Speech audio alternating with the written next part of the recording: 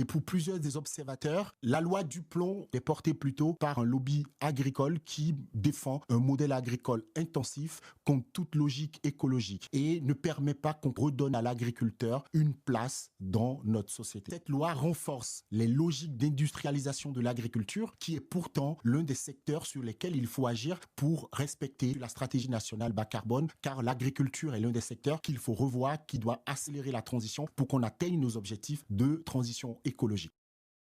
Réautoriser cette loi serait concrètement s'attaquer à une petite partie du problème. Parce qu'aujourd'hui, sur 100 € dépensés sur des produits alimentaires en France, seulement 6% ou 7% repartent vraiment dans les poches de l'agriculteur. Si on veut rendre le métier de l'agriculteur plus compétitif, il va falloir s'attaquer au problème de son revenu. Parce que les pesticides qu'on va réintroduire ne vont pas lui permettre au fait de gagner beaucoup plus d'argent en fonction du temps de travail qu'il donne. Aujourd'hui, on voit très bien 55% des agriculteurs vont aller à la retraite d'ici 2030 et on ne sait même pas qui va les remplacer. Et donc la question n'est donc pas comment changer un pesticide par un autre, et la question n'est donc pas de réintroduire l'élevage intensif ou encore d'autoriser les méga-bassines. La question est plutôt comment on va faire pour avoir une agriculture qui soit durable, pour avoir une transition agricole qui permette de rendre l'agriculteur compétitif à l'échelle internationale, qui n'est pas soumise, elle, aux mêmes exigences que les agriculteurs français. Mais aussi, comment faire pour que l'agriculture puisse être la plus résiliente possible.